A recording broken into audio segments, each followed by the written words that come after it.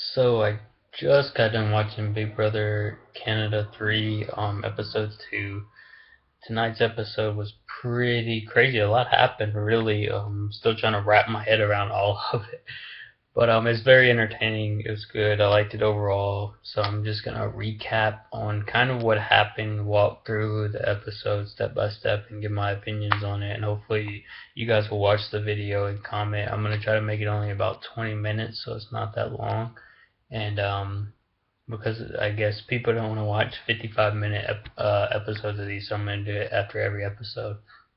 Um, so let's just get started, shall we? In the start of the episode, we see that they have to do these. I'll just go run through the episode real quick, and then I'll talk about the people in them and what I think's going on so far. So they have to hold these balls up for 5 hours each in order to get this code to put in to get their stuff, which is crazy. That's kind of a long time. It's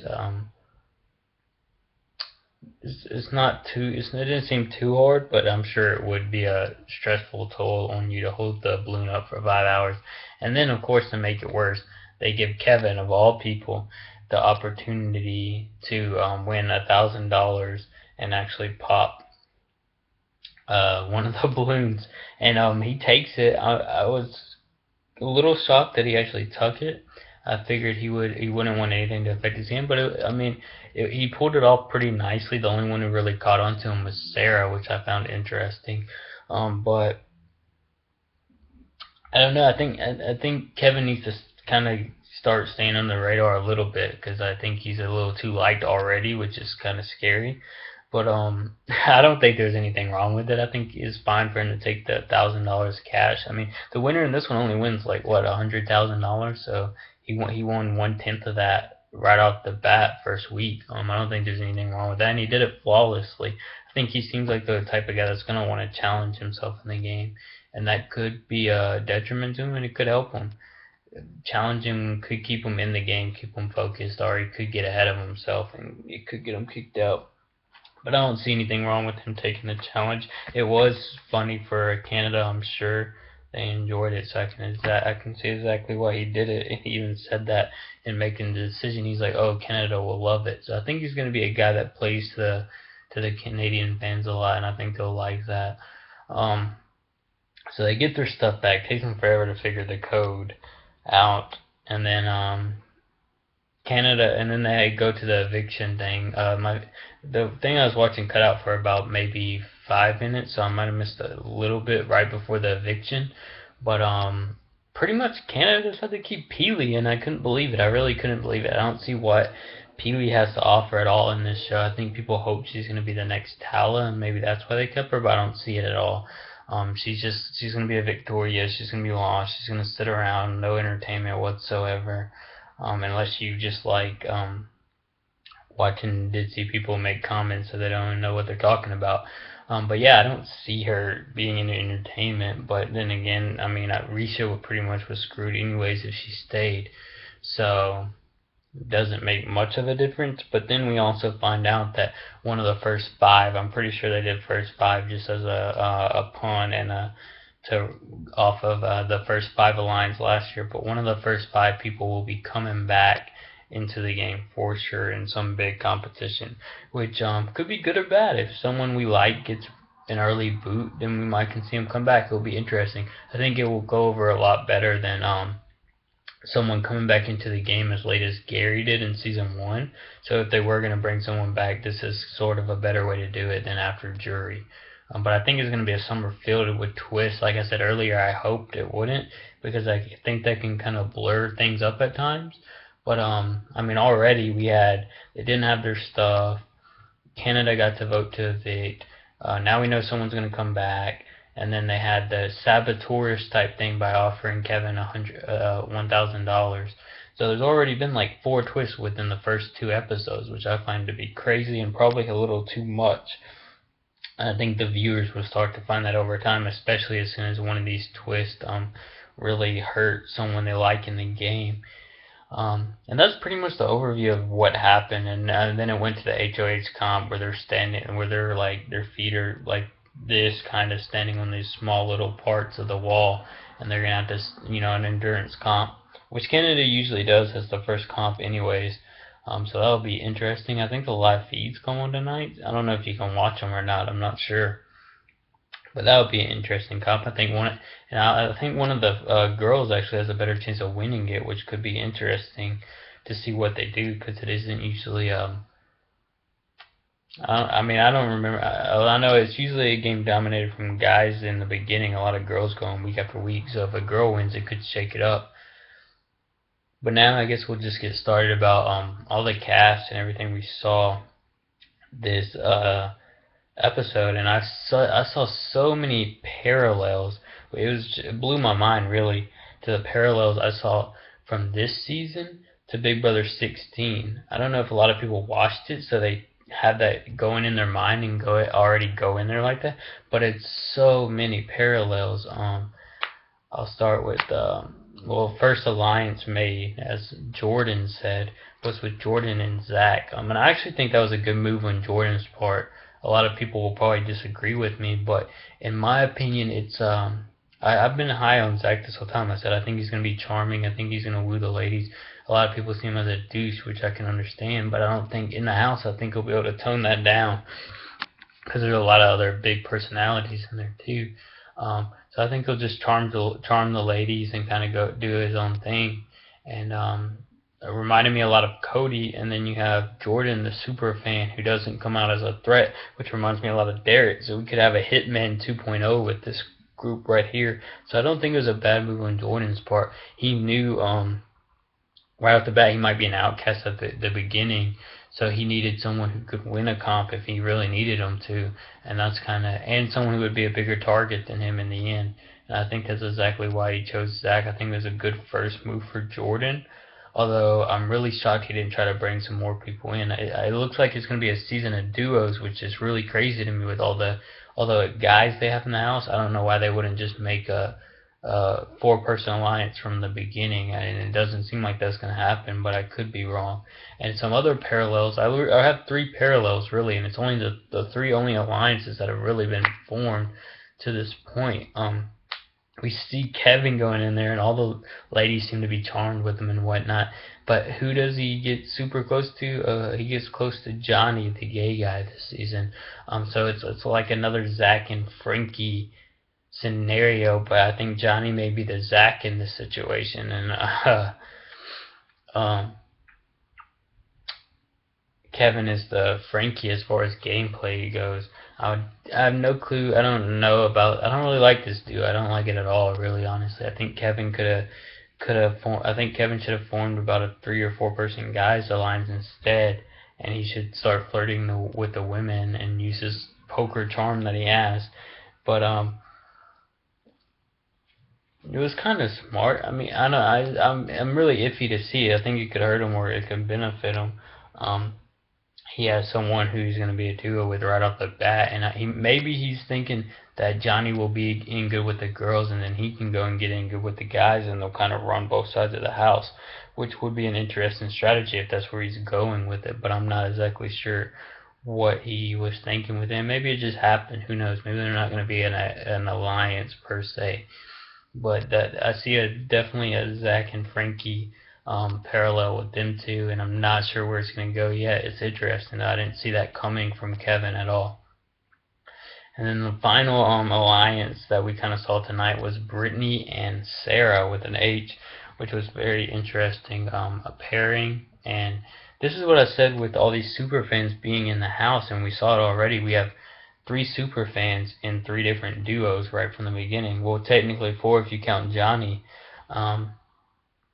You have your Jordan and your Zach, your Johnny and your Kevin, and then you have your Sarah and Brittany, and if all of them combined to make a 6-person alliance, they would run through this season completely. But I think they're all going to be suspicious of each other, and we see that this very first episode where Sarah is looking at Kevin, and she's like, something just doesn't add up about this guy. And this is what I said when I was doing my last recap in the first season. In my early on, I was like, it's going to be interesting seeing so many super fans in the house, because there's really usually only 1 or 2 in Big Brother US. But this year there's about 4 or 5, and a lot of more people who claim to be real big fans of the show. So they're going to be noticing what everyone's doing right off the bat, and Sarah's already doing this with Kevin. And I think it's a little easier to see with Kevin because he came in the house and everyone just seemed to love him for some reason. I'm not sure. I didn't think he'd be that loved right away.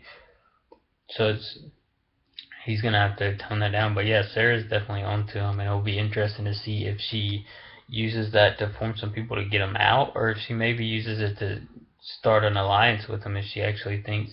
But she said she couldn't trust him, so I don't see that happening. But it's definitely going to be a battle of the super fans this season. I don't think any of them are going to team up. I think we're going to see a bunch of duos, and then showmancers are going to come along too, making even more duos this season. So I think it's going to be a very interesting season. I think it might, I still think a guys alliance could be formed, but if that doesn't happen, then it could be a very interesting season to watch as these duos just attack one another back and forth, back and forth. But let's talk. I have to talk about Cindy with an S too, because last time I changed my opinion on her and I actually started to like her, and I like her more too. She's the only one I really saw playing the game this early, but it could be she might play it too hard and I could downplay her. But I don't know what time. I understand her strategy and I don't know if I like it yet. But she's doing this thing where she is best friends for now, and she told both the people on the block that, oh yeah, y'all, I'm here for you even though you're on the block. And it was in a way kind of smart because she got in good with one of them's gonna stay, and she got in good with them. But yeah, I mean, it's a very interesting strategy. If she just goes around and tells everyone what they want to hear, as long as she can make sure, as long as she's smart enough to know who talks to who and make sure they don't, talk about her and catch on to what she's doing, she could be a very interesting player in this game in the social stance if she can make everyone think that she has their backs, even though she doesn't, even though they're just her best friend for now, and she might have 15 other best friends for now in the house, or 14 now since one person's evicted. So Cindy, I'm liking her more and more, but I think she may play it too hard. It's just a matter of time to see. But tonight I was kind of impressed with what she was doing. And that's really all the gameplay we see from right now. I mean, Ashley and Zach are probably going to have a showmance for sure. And then we have Greg, or Craig with the G, leading our yoga group. So he seems to be integrating more than I thought. And Risha is floating, but she got evicted, so it doesn't really matter now. But yeah, that's pretty much all the gameplay we really saw this early on.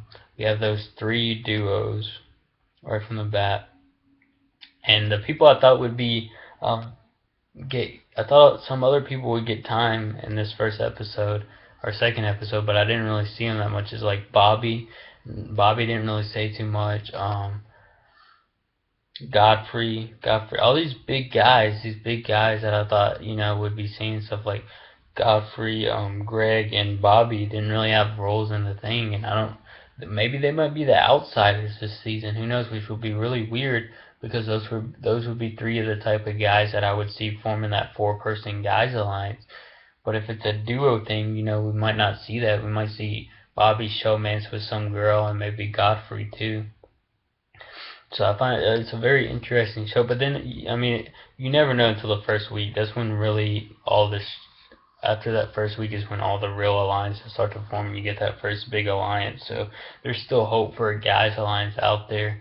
And we didn't really see anything about the girls. Dr. Sexy Neha, she didn't have a big part in this at all. She was just complaining about sleep or something. Peely was on the block. She really didn't have a big part in it either. I don't know why she's even still in the house. Willow, she's gonna be I think she'll be an ultimate floater too. I don't think she's gonna say much or do much of anything, and that might keep her around. Like I said earlier, I didn't think she was gonna be that entertaining. So really, all we saw was Sarah and Brittany and Cindy. Her name's so confusing to me. But yeah, them 3, as far as the girls go, that's really the only girls that we saw have a pretty active role in this episode. So, and I'm beginning to think it might not be a season dominated by the guys. I think the girls are gonna have some influential plays in there too, unless a guys alliance does start within this next week. But overall, it was a great episode. I still don't think it gave us a lot to really get to know the cast yet. Wherein, like, most seasons you get the whole introduction, and the first two episodes aren't as rushed with HOH and all that. You have time to really get to know the cast and see who they're clicking with and stuff. And I still haven't really seen that. You saw it a lot more this episode, but there's still a lot of questions to ask where people are gonna fit in the house. So it's still early to predict winners. To go far in the season and to know who's going to be good, especially since there hasn't, been a single HOH yet, and people haven't been worried that they're going to be nominated and trying to make their alliances. So I think Sunday's episode will be very interesting, and we'll actually start to see where people's gameplay does lie.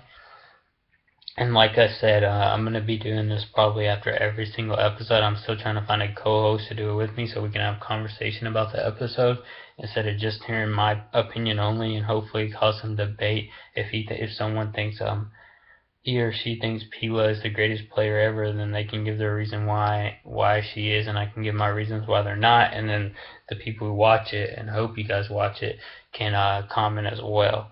So this is pretty much my recap for the second episode. A lot happened, and I think I touched on everything, and everyone who really made a big impact in this show. So I hope you guys watch it. I hope you guys like it, and I kept it short for you, so it's not too long for you to watch. And I will be back Sunday, maybe before then, with some other videos like my favorite house guest video. But definitely Sunday to recap that night's episode too. So thank you all for watching. Make sure to join my group for all the episodes and to add your discussion easier. And good night.